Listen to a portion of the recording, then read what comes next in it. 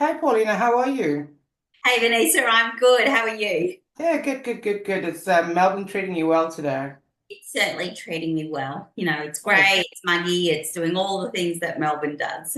oh, awesome! It's humid in Auckland as well. I much prefer the South Island. They don't have humidity there.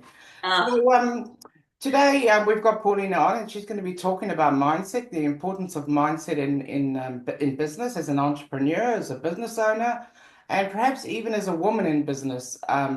And her experience in terms of how she got to where she is and why she does what she does, and just some golden nuggets that she might be able to share with you. In my experience, I've often found that the smallest little things can often make the biggest difference.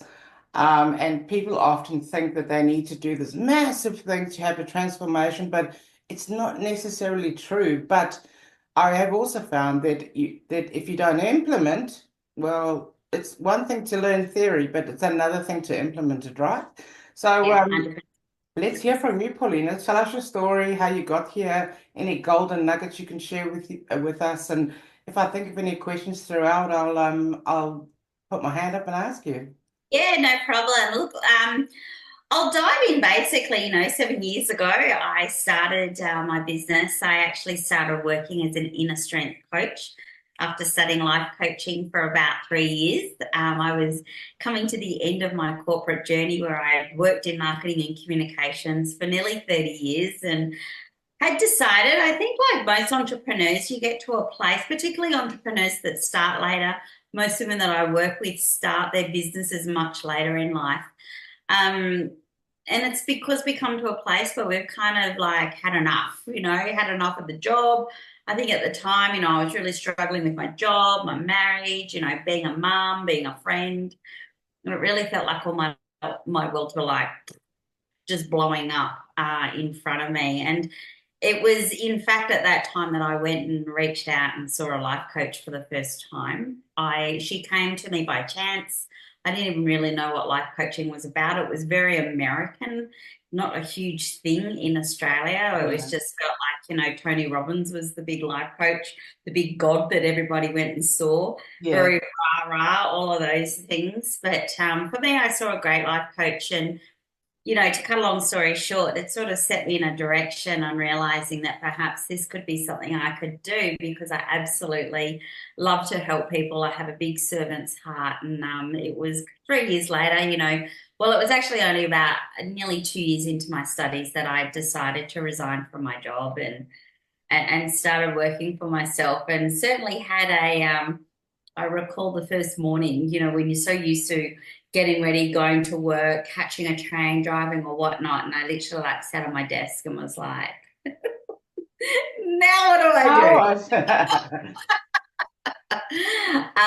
And in fact, even before I'd started, I'd lined up a client who was what I thought was going to be amazing. She wanted me to do all this coaching in a business. It was about, nearly $50,000 worth of business. So I was pretty excited wow. to land that gig.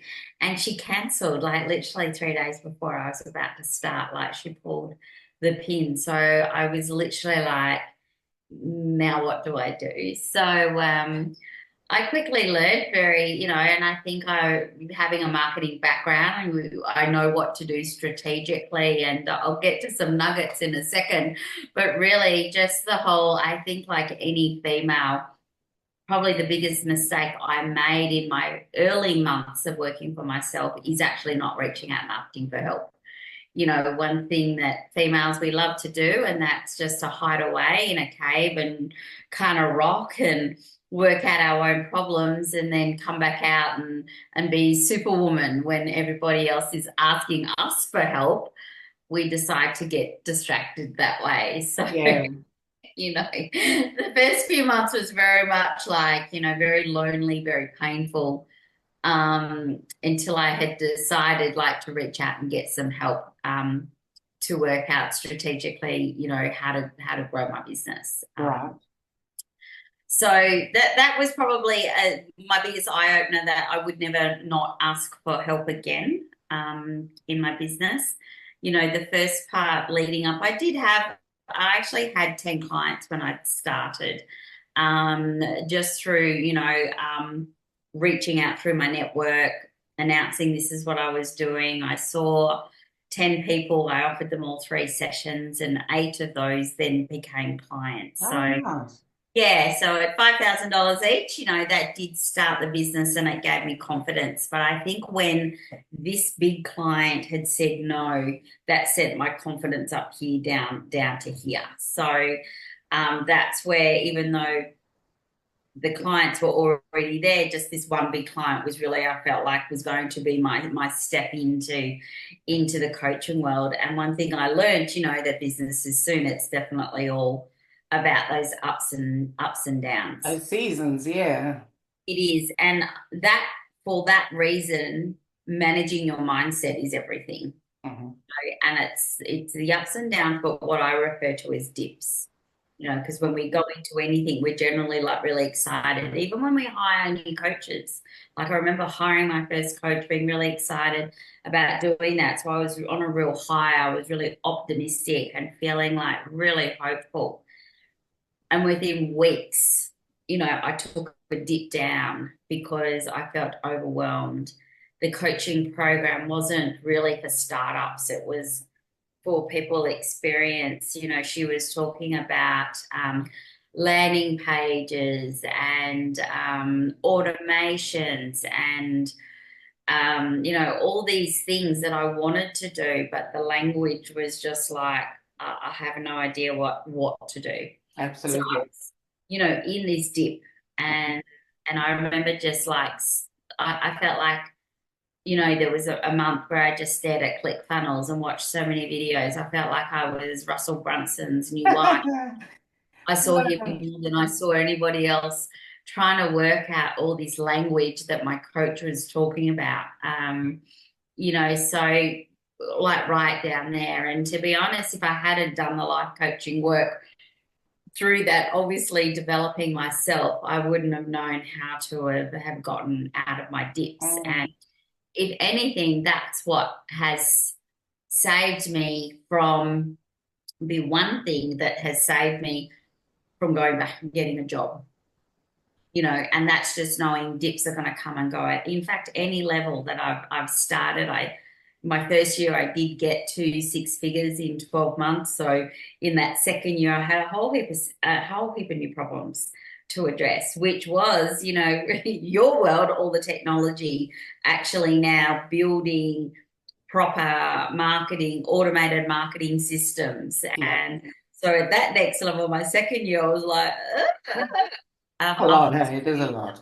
Yeah. So you really do, if you need a bit of guidance with that, you yeah, need you someone to do. help you go step by step because it can be overwhelming. And I mean, even though tech comes quite easy for me Yeah, and naturally, it's still when you look at certain platforms, they're beasts and there's so much. And if you try to learn everything at once, it doesn't work. You have to learn step by step. And as long as you're taking it step forward each day,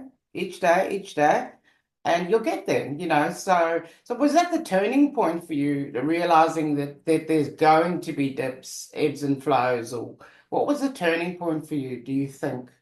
yeah. I think the turning point wasn't just about, realizing the dips, but I actually had realized that who I thought was, I was on a personal development journey. So who I thought I was quite confident, when I realized, shit, now I'm actually doing this for real. I'm actually in a niche with Tony Robbins and coaches that have been coaching for, 15 plus years, the Yeah. imposter syndrome. Like, who am I to think that, I can be a business coach up against all these amazing business coaches? It was kind of that I realized, what? I actually need to focus not just on me, but not just my skills, but also me, like being my mindset. And that's where my BAM coaching emerged, being the business and mindset madam for women, because I can't just teach the skills, because without the mindset, the skills are never going to evolve. We're never going to implement. We're never going to take action. So Absolutely. whilst, They my work clients, together in harmony, yeah. yeah, they do. I say they're like peas and carrots. You can't jump on a mastermind and watch something amazing and extraordinary and then implement if your sudden first moment is overwhelm, if you feel that you're not good enough. Do you So see a a lot lot, of imposter syndrome with your clients? sorry, Do you see a lot of imposter syndrome with yeah, your clients? You yeah, do? 100%. And even with women that have been running businesses for a long time. Because again, at each level we take, we have new problems. At each next level, I have a client that we took a business from $500,000 a year to well over $1 million, and Wow. her first place was, who am I to be a millionaire? Like seriously, I'm a girl from this local coastal town, and if I buy her, she had a dream to she's a florist, and she had a dream to buy a white Mercedes van. That was her whole, like, she always said it's a stupid goal, but that's what I see myself in having. I said, well, let's get you that. Grateful to say she drives a white Mercedes Oh, van that's nice. Yeah. filthy on the inside from all her florists and looks sparkly on the outside. That's exactly what she wanted. And it Awesome. wasn't like her ability as a florist. She was amazing. It wasn't, yes, we had to fix her branding, her systems, her automation. We had to modernize the business. But we worked a good year, like a good year in parallel with changing things on herself Hmm.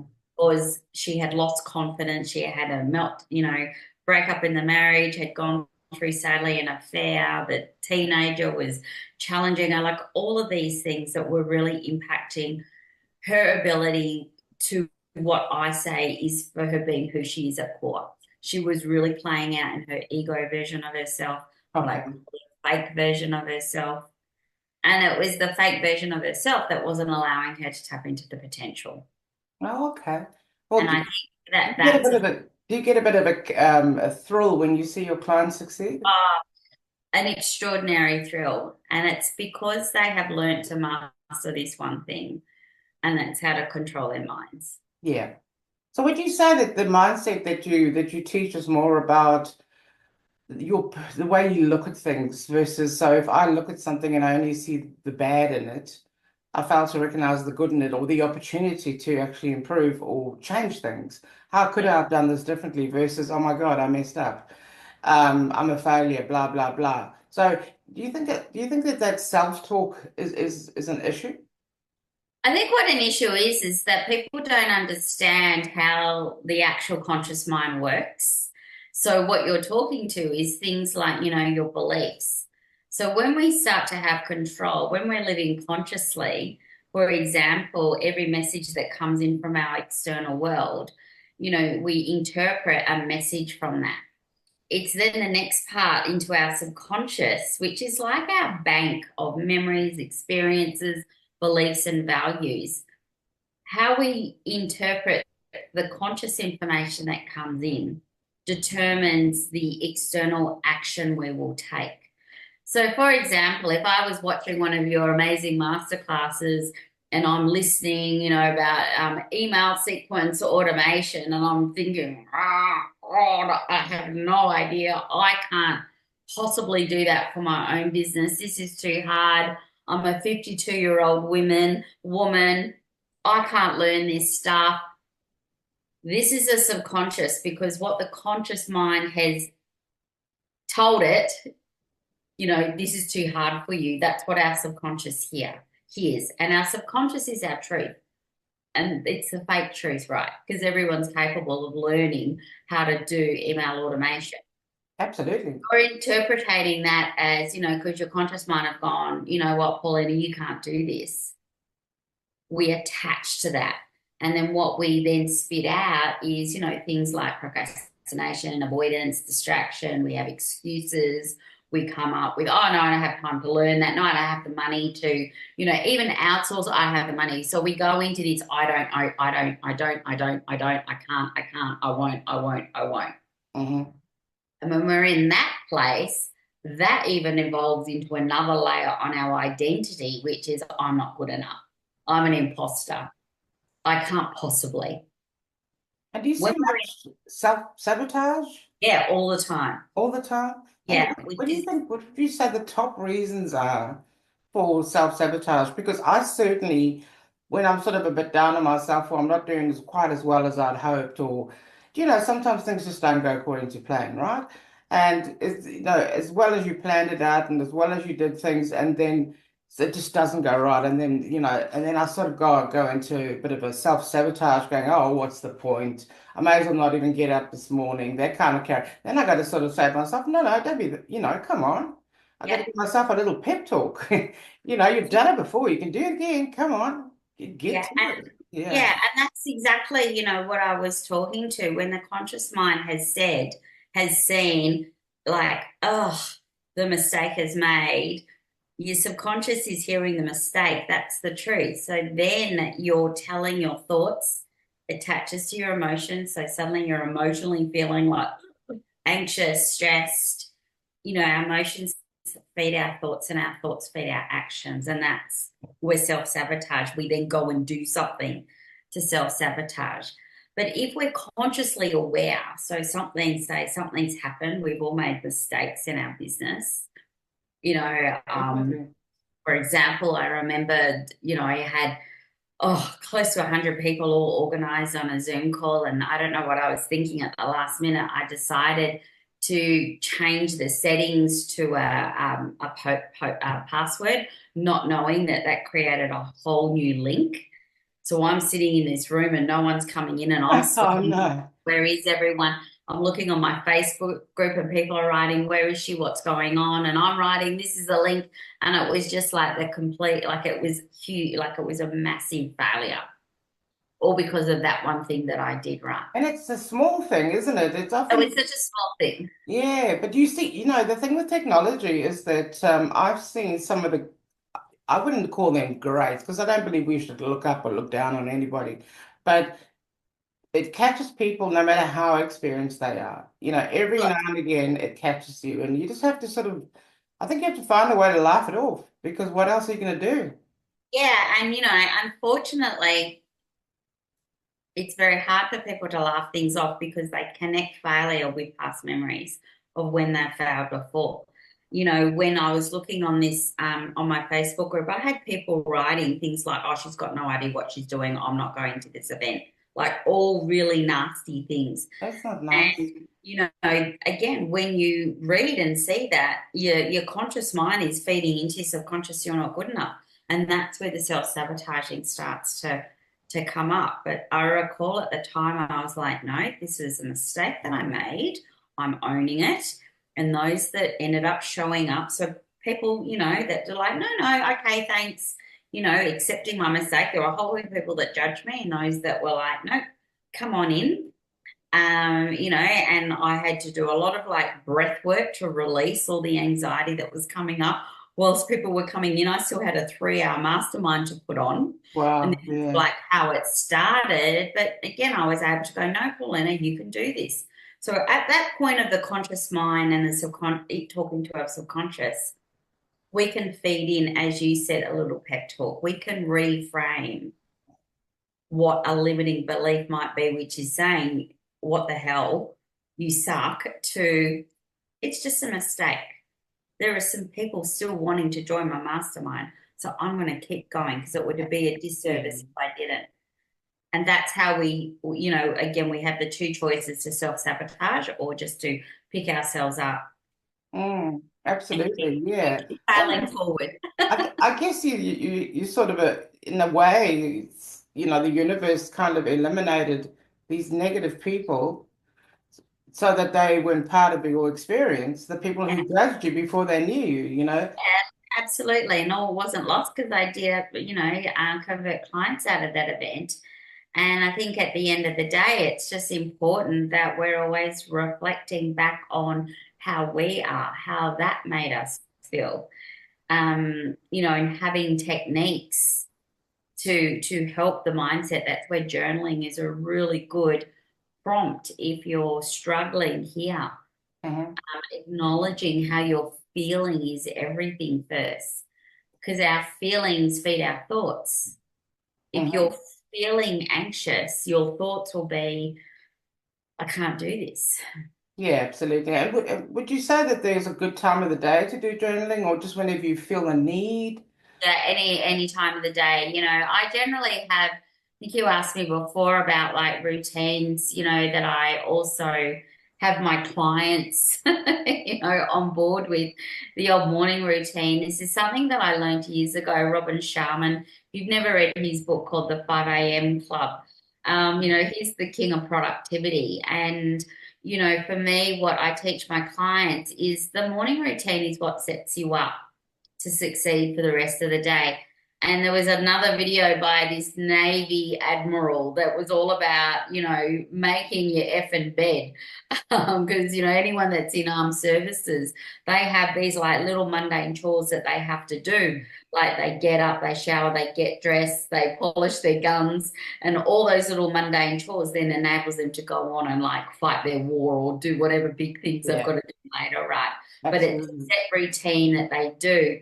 So when I remembered watching this video years ago, going, wow, I'm making my bed every day now. So with my clients, we talk about the morning routine, and I do encourage, even my clients go, I'm not a morning person, Paulina. It's like, that's just a myth. Everyone's a morning person. At some point you're going to wake up.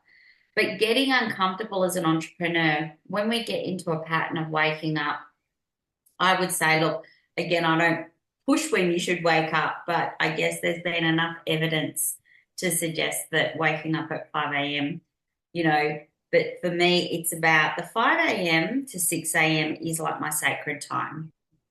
Quiet That's, time, just for yeah, you. no one's awake. No one's awake in my household, including the dog. It's the time that I meditate. So I have a little morning routine where I meditate. Hmm.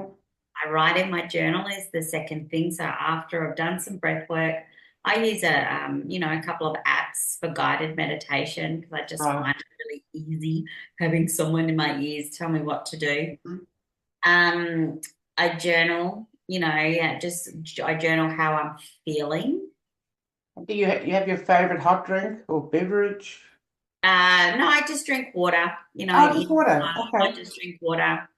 And then I exercise. So I will go to the gym or I've got to take the dogs for a walk, might do some stretching or some yoga, but I always exercise. Oh, And then when nice. I come home, then it's my navy time. I make my bed, I do kind of three mundane chores. Like I always think like make the bed, put some washing on, clean the kitchen, have brekkie, get ready, and then, bang, ready to get started.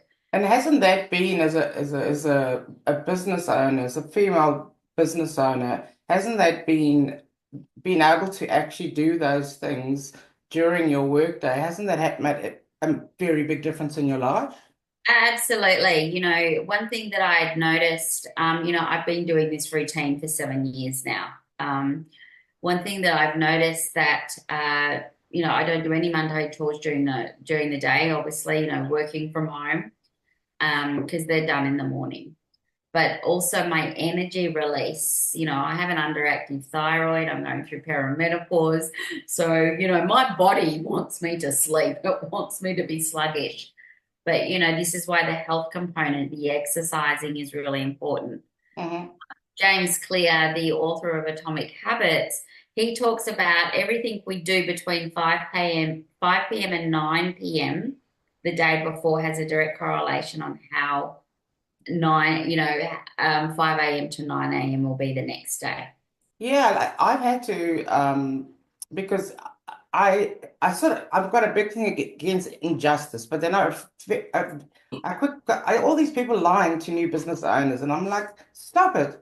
That you're setting up unrealistic expectations. They're going to think they're failures because they can't achieve the same results. And I used to get really upset about it. Now I just come and put my phone in the office and I do Yeah, whatever I need to do, and I collect my phone on the way to bed. And the next time I look at this phone, my alarm's going off in the morning. And, yeah, it, yeah. and it's made a massive difference to me just to not be on that phone, on that what they call nosebook or Facebook, you know? Yeah, and I think judgment, again, when we're running businesses, it's not so much, I change my view on judgment. I don't care what people have to say about me. I only care about what I have to say about myself. Yourself, yeah.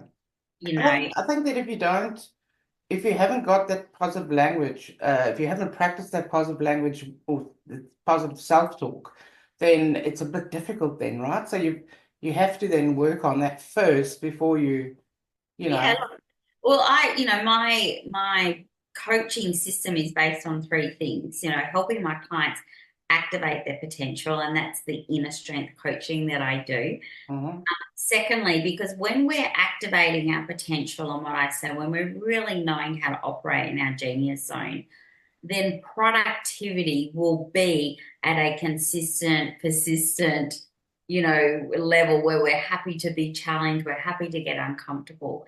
And mhm, then the third layer on top of that is then positivity, constantly working on our minds so we don't care for judgment, we don't care for competition, we don't care for the naysayers. We're just constantly, I another one of my favorite books is Think Like a Monk. Like I always ask in my head whenever I'm having moments of feeling down, it's not about I accept every emotion that goes through my body. mhm, But when we're down, I always say, like, you literally have to turn your frown upside down at some point. Because mhm. if we don't, that's where we go into a mood, and that moods then spark depression. And it's Yeah. harder to come back from that than if you just capture it and just, if you've got to cry, we cry. Enjoy the tears. Absolutely. Like you find you catch yourself, no matter how much you work on your mindset, you catch yourself sometimes doing everything that you told yourself not to do and everything you've practiced. I just had an incident over the weekend where I shared a live, up that guy I told you about, he's got a group of 240,000 on Facebook, and someone told me that the post was deceptive and Yeah, it was spammy, and all I was doing is sharing the recording. Hey, yeah, does anyone want the recording? Here it is, no sales page, no opt-in, just really just giving value, to people. And I amazing. took it so personally. Yeah, And and it's interesting living with a 23-year-old, my son, and then getting his perspective, saying, well, out of all those hundreds of positives, you got one yeah, negative, and you're allowing yeah, that one negative to yeah, impact you like this. You've yeah, already wasted more time on it than is necessary. Now stop it. yeah. And sometimes it's quite good. The kids of today, well, my kids at least, they seem to be a lot more emotionally intelligent and Yeah. mature than perhaps I was back then. Um, Yeah, and I think that's because mindset is taught a lot in schools. I think, you know, um, love it or leave social media. At the end of the day, it can be a very positive experience way of connecting with people. mhm, It's no different than going to the pub though with 20 of your friends and one of your friend turns around and says something awful to you, and so you got home, a miserable mess. We've been conditioned as humans to experience pain before pleasure. We've actually been conditioned to look for the negative things in life. We've been conditioned to hear people, impact us. And so when at the start of our conversation, when you talked about why mindset matters, this is why mindset matters. This is why personal development matters, because we've actually got to unravel all that's been conditioned in us to believe, to feel, to experience. So once we understand that, then that one person that will always appear, yeah, yeah, you will get better and better at shutting your thoughts down. It's not them, it's your thoughts down. Because yeah, again, you just accepted that person has made me feel like crap. And it's okay to feel it. Otherwise, when we just do this, we're actually not allowing the experience. yeah, And when we feel that whole like, well, that wasn't nice, we feel you are no doubt pissed off and angry. It's good to feel it, but then the next step into that is to get some perspective. mhm. There were 100 people that said yes to that and one idiot that didn't. There's the perspective already, and we just go, that's fantastic. Mwah. Get on speaking to the 100 people. Yeah, I guess it's because, for me, I feel like I try really hard to be honest and Yeah, authentic and helpful. And I'm always wanting to help people. If I can, I will. And yeah. for someone to turn around and say complete opposite about me, it's Well, it like, just when people, and again, I always say, when you're an authentic person living who you are at core, I used to live in my ego version of myself. Through the training that I've done and through the support that I've received from my coaches, I have learned how to get back to my authentic, my core self. mm, mm, And my core self doesn't tolerate nasty people. I just don't tolerate it. I've lost a lot of friends over the years because of it, because they didn't like, as I was changing, yeah, that I was now standing up to them. They didn't like it. So I was just like, we don't need to be this. Even family, I don't speak to. I hang out with good clients, great people like yourself, people that fuel me, that lift me, that support me, that love me. absolutely. Yeah. Well, they say you're the sum of the people you surround yourself with. Absolutely, And 100%. and I think that's important. But go back to where you said, don't be afraid to ask for help. I Yeah, see that as a real barrier. I don't know why more women in business don't reach out. It just, I like my DM is open. If they've got a question or a curly or even just a little tech thing that I can solve in 2 minutes. I'm yeah, happy to do that. You don't always have to get on a call with me. You don't always have to pay me. And I'm happy to do the little thing in between. Even for my clients, sometimes they get stuck with something. And I just record a little loom because I prefer that than actually doing it for them because then they learn. absolutely.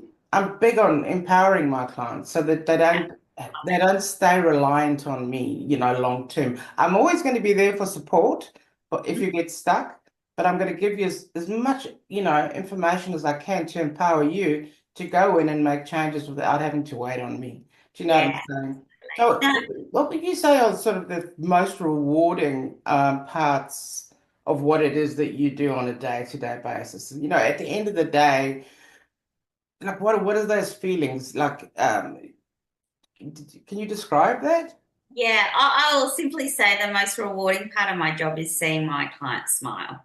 Is when the light bulb goes off, when they've had that moment, like when we're doing, you know, um, deep inner work training together, when they have that relief, Mm, mm. when they release their pain, when they understand their conditioned behaviors, when they feel hope. And that's where I say a smile tells me that something amazing has happened, has transformed within them.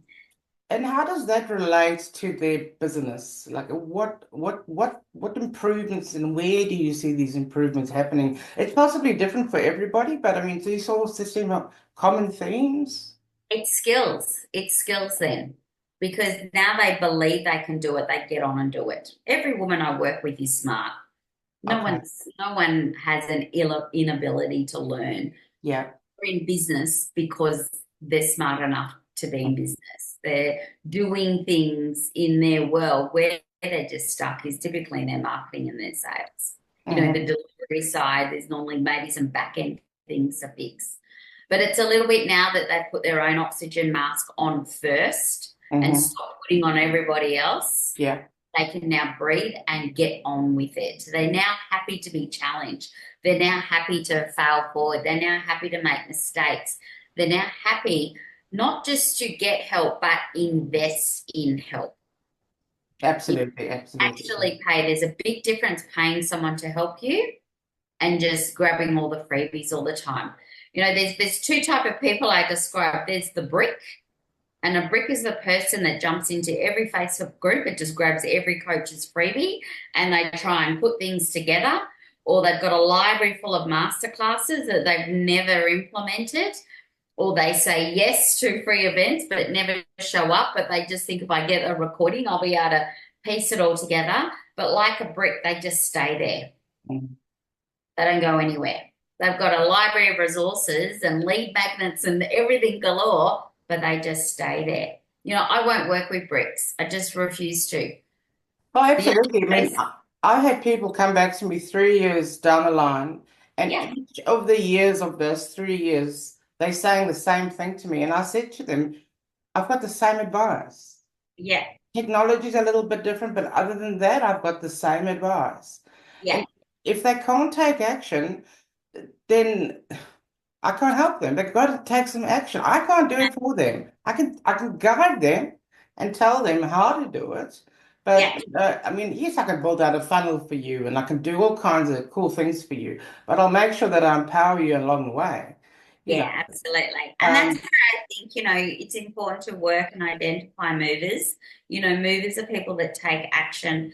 I would rather work with a client that is willing to mhm. create change in herself, willing to learn, willing to get uncomfortable, than someone that comes to me that says, "I know everything, I'm good to go. I just want, like your silver bullets or that system or this." For me, I'm more, we've Got to got to start from create the a beginning, purpose. right? You need to start from the beginning and Yeah, jump yeah, ahead 10 steps. Yeah. yeah. But also just work with people that are willing Yeah. to change and to learn, is What what, they're the type of people I like to hang out with as well. Yeah, what I found is people that don't do the work are the first to sort of blame the coach, to say the Yeah, coach, yeah, it, it, totally. it's like it's your fault. I'm like, well, you didn't do any of the work. Yeah, absolutely. And So that is very typical of people that seek out coaches. I always invest in a coach. I've never not had a coach in my business. mhm. I feel like it's important that I have to invest in getting support and help, right? Have there been coaches that haven't met my expectations? Yeah. But when I reflect back, it's like there was actually nothing wrong with the coach. It was That's like not my, what you my needed at the first coach, time. as I said, I should have done my research for, Hmm. because that coach was too advanced for me. Hmm. I should have Yeah. looked for a coach that, maybe did one-to-one coaching, that worked with startups. But it taught you something, right? It taught you to know. Totally taught me something. And in fact, 2 years later, I went on a retreat to that coach's house, interstate, and got extraordinary help. She helped me set up my online e-learning portal. So it Nice. was still a worthy investment. I still thought she was amazing. Yeah. That was accountability that I had to take on. I think that's quite powerful to acknowledge that you're not there yet, Yeah, and totally. that it's not a failing. It's just that's the situation that you're in. Yeah, So yeah, I know you got to run off soon. I've been keeping you longer than I should have. I don't want you to let your clients keep waiting. So just as sort of as a parting note, what would if someone said to you, look, I've only got a minute, please give me your best advice. I'm about to go in and do a live. It's my first live. I can't, nobody's registered. What would your advice be to them? show up. Show up Show up and behave like 100 people are in front of you. and You know, record it and then share yeah, it or something. Yeah. record it and share it, but just show up.